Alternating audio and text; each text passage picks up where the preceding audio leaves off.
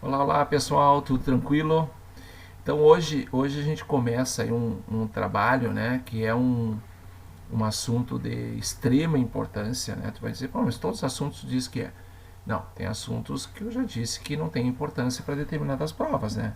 Agora, é esse assunto, extrema importância para Enem, para URGS nem se fala, né? O que cai da geometria plana na URGS.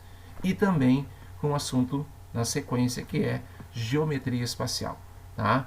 Então o pessoal aí que está no terceiro ano agora sabe muito bem que é o assunto que vocês devem estar trabalhando, né, de uma maneira remota, então a gente aproveita e, né, consegue com as aulas do GDE mais as aulas do colégio, vocês então fixarem bem esse assunto aí para o bom andamento, tanto do ano letivo quanto, né, em janeiro da nossa prova do Enem. Então é um assunto que a gente tem que tomar bastante cuidado.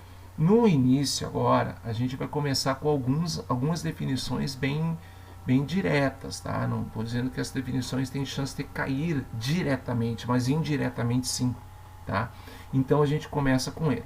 Claro que vai ser muito mais importante quando a gente entrar nas figuras planas, né?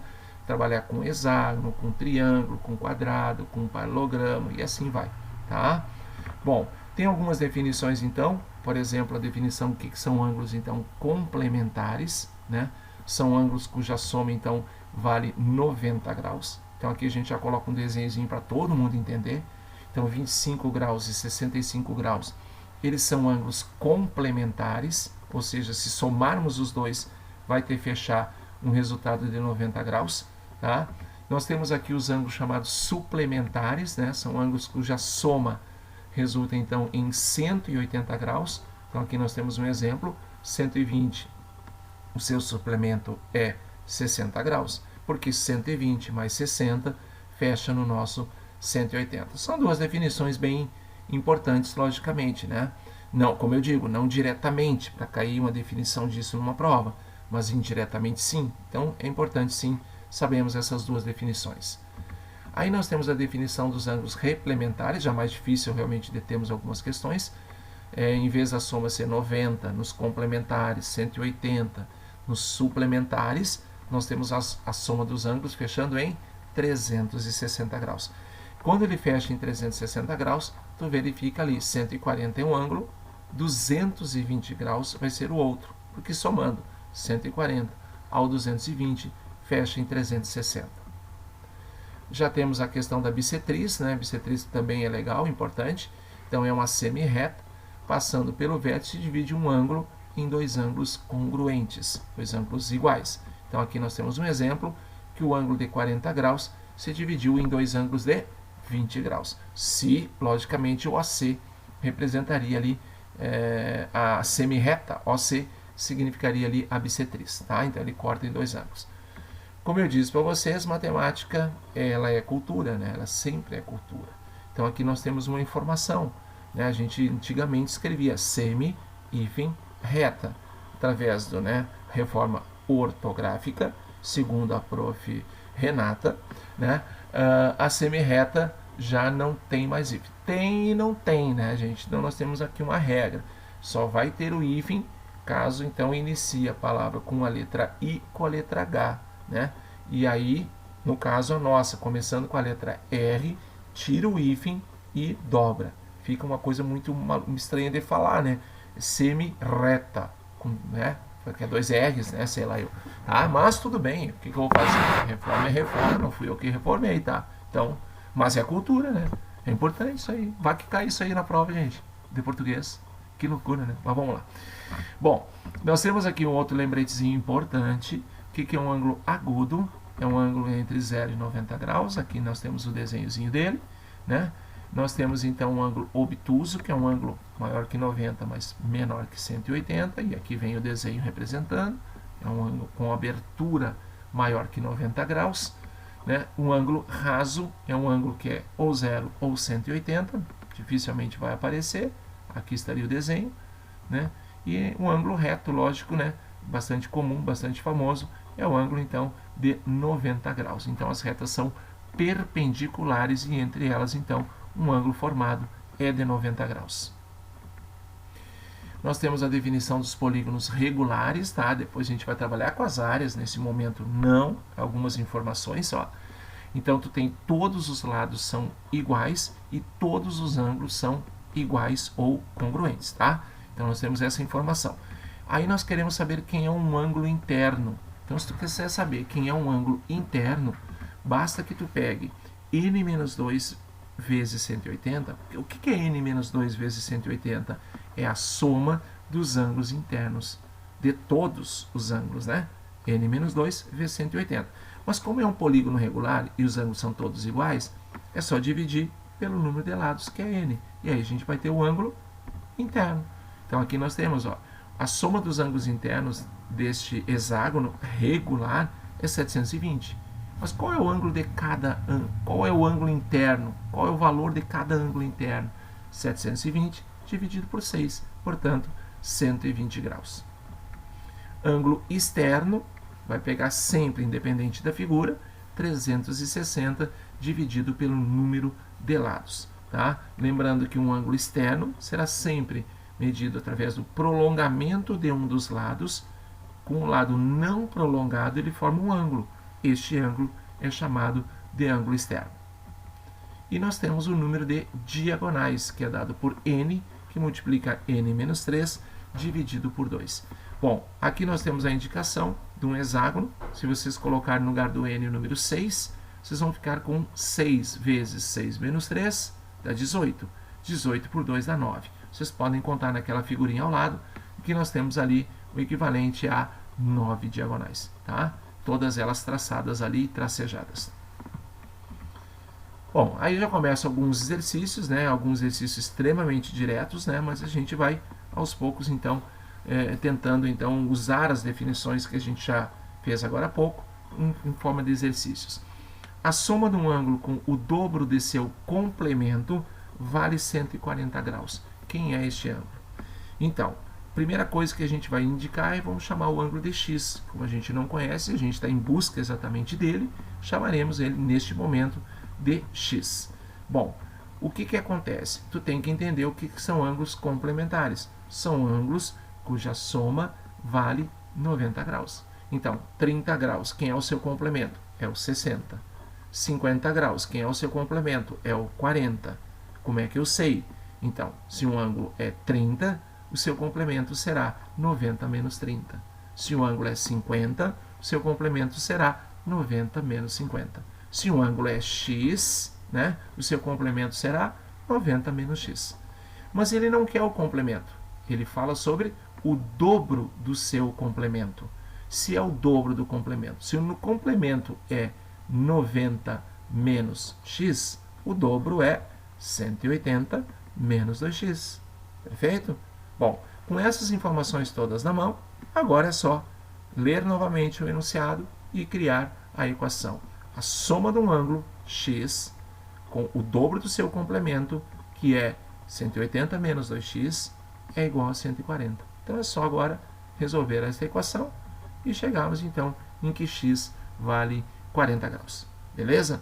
Então a gente cuida só um pouquinho essas informações, porque se fosse suplemento, a única diferença seria, né, 180 menos x, e o dobro seria 360 menos 2x. A única diferença, o resto é tudo igual. Bom, aqui nós temos então que RS são perpendiculares. Eu sei que alguém pode dizer, mas eu já sabia. Não, tu não sabia coisa nenhuma, porque se ele não disser que RS são perpendiculares, a gente não pode afirmar que eles são perpendiculares, tá? Então eles são, e você sabe que retas perpendiculares formam entre si um ângulo de 90 graus.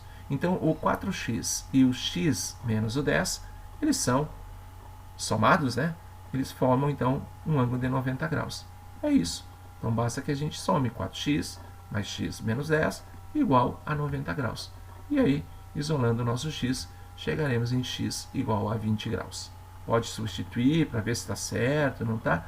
Se eu substituir x por 20 dá 80 no 4x e o outro dá 10. 80 e 10 somados fecha em 90 graus. Bom, aqui nós temos uma relação muito interessante chamada Teorema de Tales. Já caiu no Enem, caíram algumas questõezinhas já. E questões muito diretas, tá, gente?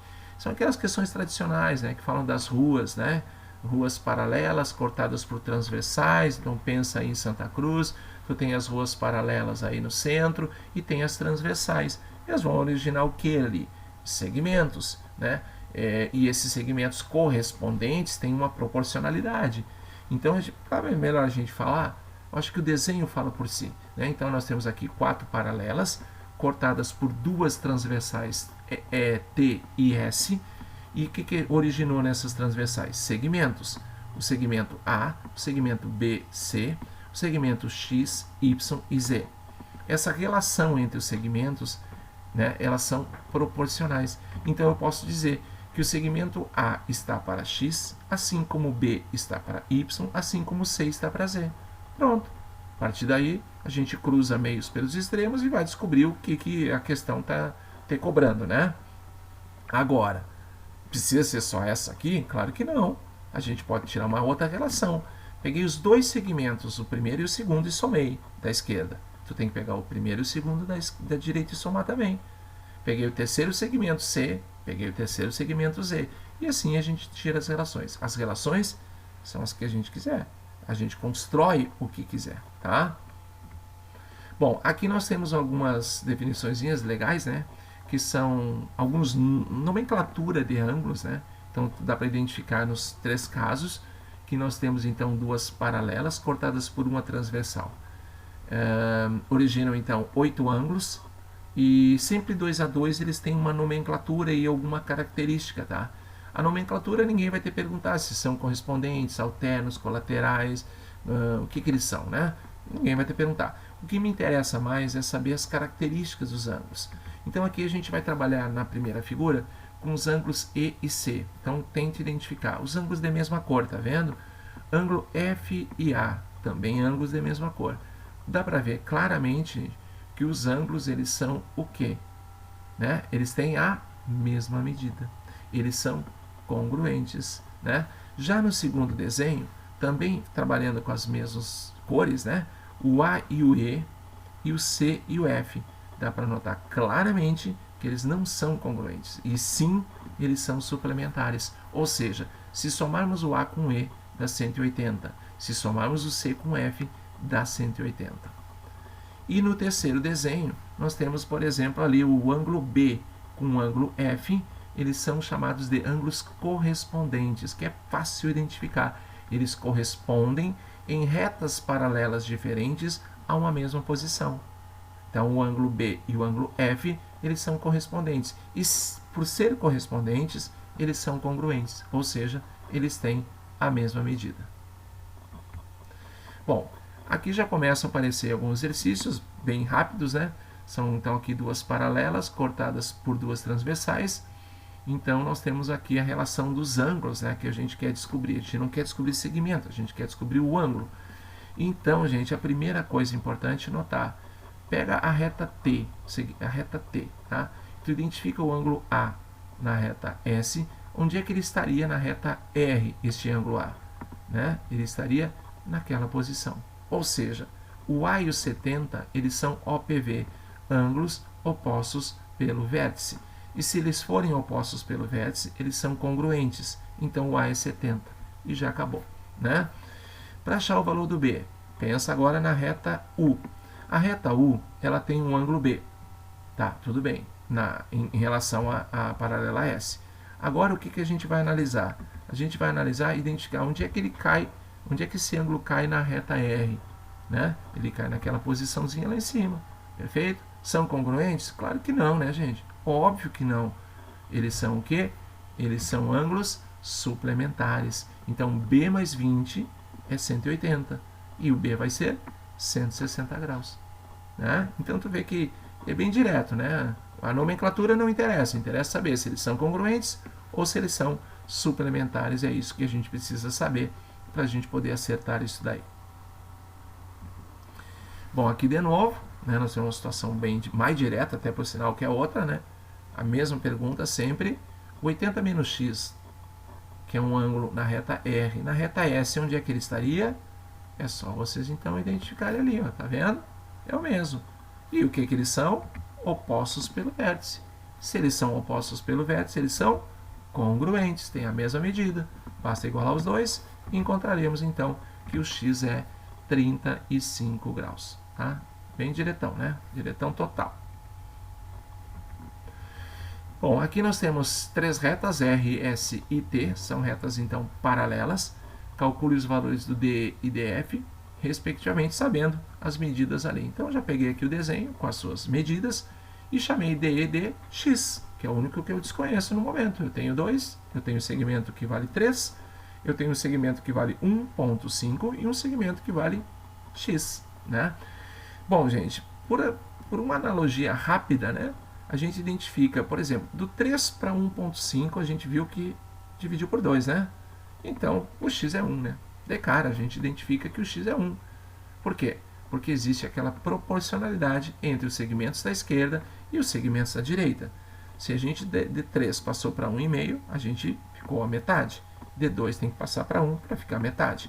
Se não, tira a relação, né, das retas transversais, cortadas então por um feixe de retas paralelas, e essa relação vai dar AB está para DE, assim como BC está para EF. Aí nós colocamos cada um na sua devida posição e chegaremos no final que DE igual a 1. Então não precisa nem ter feito, né? Nada, nada, nada, porque essa é a relação de metade ou de dobro, dependendo de que lado tu está olhando, esquerda, direita ou direita, esquerda. Aí também ele pediu o DF nada mais vai ser que o DE mais o EF. O DE nós encontramos, o EF nós já sabemos quanto vale, somando os dois, 2,5 seria a resposta então do DF.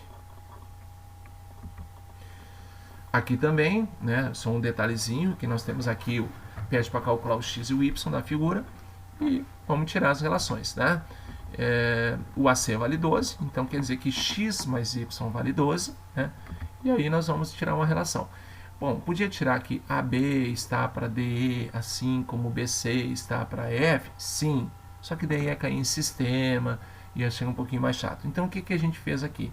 Pegou o segmento grande, AC, do lado esquerdo, e pegou o segmento grande, do lado direito, DF. Pegou o segmento pequeno, o AB, do lado esquerdo, e o outro, o DE, do lado direito. E fizemos a relação. 12 está para 6 mais 3, assim como x está para 6. E aí a gente encontra o x igual a 8. Bom, se eu quero o valor do y, eu posso dizer que o y é 4 e vamos para frente e acabou. Nós podemos usar novamente o teorema de Tales, até para a gente poder entender um pouquinho melhor esse teorema, tá? Então eu peguei agora quem? Peguei o mesmo lado esquerdo, AC está para DF, só que o lado direito eu peguei quem? O BC, que é o y, e o EF, que é o 3. E aí, fazendo a continha, chegaremos então que y é 4. Mas você sabe que não precisava calcular, porque já com x era 8, e sabendo que x mais y é igual a 12, nós chegaríamos então que y é 4. Bom, aqui num primeiro momento a gente não identifica muito a questão do teorema de Tales e tal, mas se vocês traçarem através das bases dos dois triângulos, tá? Do triângulo pequeno e do triângulo grande, embora ele tivesse que afirmar que essas bases são paralelas, tá? Mas não afirmou, mas a princípio são, até para a gente poder resolver. Então nós temos aqui, vamos traçar uma linha, a segunda linha e a terceira linha. Então vocês estão as três paralelas cortadas por duas transversais. Essa é uma relação direta, dá para notar claramente que da esquerda para a direita a gente dobra de valor, D2 pula para 4, então D3 pula para 6. Ou então, nós aplicamos aqui a relação. 3 está para 2, assim como x está para 4. Ou 3 está para x, assim como 2 está para 4. Vocês vão escolher a melhor maneira de encontrar o valor do x. De qualquer forma, seja o caminho A ou o caminho B, o x obrigatoriamente é 6. Bom, aí nós entramos num ponto, gente, extremamente importante mesmo, tá? Que é a questão do triângulo retângulo. E a partir daí os exercícios começam a ficar mais interessantes. Quando a gente fala interessante, não é difícil, é questão interessante para um nível de uma prova, entendeu? Até o momento a gente estava fazendo exercícios, tu vê, algum de vestibular ali? Nenhum, né? Então, quer dizer, a gente estava fazendo exercício para, né, captar bem a questão das definições e tal, né? Agora não. Agora a gente começa a ter exercícios realmente de prova. Então nós temos no triângulo retângulo 3 coisas básicas. Nós temos o perímetro, que nada mais é do que a soma dos lados. Nós temos então a área, que é a base vezes a altura dividido por 2. E nós temos também a relação máxima de Pitágoras, o quadrado da hipotenusa igual à soma do quadrado dos catetos. Certo? Então essas relações todas têm que ficar na cabeça, né? E elas são válidas, logicamente, para triângulos retângulos. Claro que o perímetro ela vale para qualquer triângulo, né? É soma dos lados, soma dos lados. A área de qualquer triângulo é base vezes altura sobre 2. Sempre vai ser. Agora, relação de Pitágoras, única e exclusivamente para triângulos retângulos. Agora, que é muito comum, ele me dá um ângulo, ele fornecer um ângulo desse triângulo retângulo, seja ele 30, 10, 20, 40 graus, né? E ele pedir alguma relação, pedir a altura de um muro, o comprimento de uma escada, seja lá o que for. E para que a gente possa encontrar essas respostas, a gente precisa de 3 relações também, mas são 3 relações extremamente básicas, que é o seno de um ângulo, que é o cateto oposto dividido pela hipotenusa. Lembrando que se o ângulo é x, o cateto oposto é c e a hipotenusa é a. O cosseno, que é o cateto adjacente dividido pela hipotenusa. O cateto adjacente em relação a x, que fique claro, é o lado B e a hipotenusa é o lado A. E a relação de tangente, quando a gente, né, não precisa e não tem a hipotenusa, por exemplo. Então a gente usa tangente, que é o cateto oposto dividido pelo cateto adjacente. Em relação a x, o cateto oposto é C e o cateto adjacente é B. Bom, essa questão 122 da URGS, que eu ia dizer assim, é cara de URGS. Sim, mas é cara de URGS porque ela é da URGS. Não, é cara de URGS porque já caíram outras vezes questões muito parecidas com essa, nesse sentido, tá, gente? Agora, é uma questão bem legal, muito tranquila, não é uma questão difícil, não é uma questão trabalhosa. Não tem ângulo interno nenhum, tá? Então, inicialmente, seria muito interessante a gente, então, chamar o lado AC, por exemplo, de uma letra Y, tá? Não chamar de X, porque X a gente já sabe que é o AD. Bom, o que nós temos que visualizar aqui? Que nós temos triângulos aqui. É verdade, nós temos um triângulo. Não, nós temos 3 triângulos. Um triângulo retângulo ACD, o triângulo retângulo ACB e o triângulo obtusângulo, né, que é o CDB, né? E nós vamos trabalhar, logicamente, com os 2 triângulos retângulos. Então, esse é o grande segredo, trabalhar com os 2 triângulos retângulos. No primeiro triângulo retângulo, que é o pequenininho da esquerda, nós temos, então, catetos x e y, hipotenusa 6. Pitágoras, x ao quadrado mais y ao quadrado igual a 6 ao quadrado. Já no triângulo grandão, o ACB, os catetos são y e x mais 8. Repetindo, y e x mais 8. E a hipotenusa é 12. Então, a gente aplica relação de Pitágoras ali. Relação de Pitágoras ali. Pode desenvolver aquela coisa ali. Vai chegar em algum lugar? Vai chegar em algum lugar sim. Vamos ver? Então, vamos lá. Vamos desenvolver a segunda equação e vou chamar ela de primeira. Tudo bem, chama do que quiser, né, gente? Então, nós temos ali quadrado do primeiro, x ao quadrado, 2 vezes o primeiro pelo segundo, 16x, quadrado do segundo, 64, mais y ao quadrado, igual a 144. Essa eu vou chamar de equação 1. A equação 2, eu não mexi nada, é só copiar embaixo. Vocês estão notando, gente, que vocês têm x ao quadrado em cima e x ao quadrado embaixo? Vocês têm y ao quadrado em cima e y ao quadrado embaixo? Se a gente subtrair uma equação da outra, esses carinhas que eu citei agora não vão ser eliminados? Né? Vão, né? Deixa eu tirar aqui. Vão ser eliminados. Consequentemente, então a gente vai subtrair a equação 1 da 2. Então vai ficar x ao quadrado menos x ao quadrado. Sumiu. Y ao quadrado menos y ao quadrado. Sumiu. Então o que ficou do lado esquerdo? 16x, 64. Só isso. E do lado direito? 144 menos 36. Então ficamos com 108. E a partir daí a gente tem a relação, né? Só isolar o valor do x, e aí chegamos em x igual a 2,75. Ele poderia questionar o valor do y? Poderia. Com o valor do x, eu aplico uma relação de Pitágoras e encontro o y, um pouquinho de trabalho e tal, mas tranquilo, é possível encontrar sim. Tá? Então, uma questão boa, uma questão realmente de prova, né? Aquelas que a gente sabe que a URGS gosta de cobrar isto, e com 2 Pitágoras estava resolvida a questão. Bom, nessa questão nós temos um trapézio, tá? Com bases retângulo, com base 18 e 12, e a altura é 8. E quer saber o seno do menor ângulo interno deste trapézio. Que fique claro isso, depois no final a gente presta atenção no detalhe. Bom, primeira coisa, desenhamos um trapézio. Alguém pode perguntar, eu preciso saber como é a característica de um trapézio retângulo? Sim, tu precisa saber. E ele é assim, dessa maneira, tá? Bom, feito isso, a gente vai colocar os valores. A altura é 8, a base menor é 12 e a maior é 18. Até aí tudo tranquilo, né? Dá para identificar claramente que o objetivo da questão é o seno do ângulo B, porque notem, nós temos um triângulo, um ângulo C, que é obtuso, um ângulo D e A, que é 90 graus, ângulo reto, portanto o menor ângulo é o ângulo B. Não tenha dúvida, então já foca que é o seno do B, o seno do menor ângulo interno desta figura, tá? Muito bem. O que nós vamos fazer agora? Nós vamos traçar uma linha partindo do C em relação à base e a B, e você sabe que aquela linha em preto é a altura, que é 8. Nós sabemos que a base é 12, porque a base menor é 12.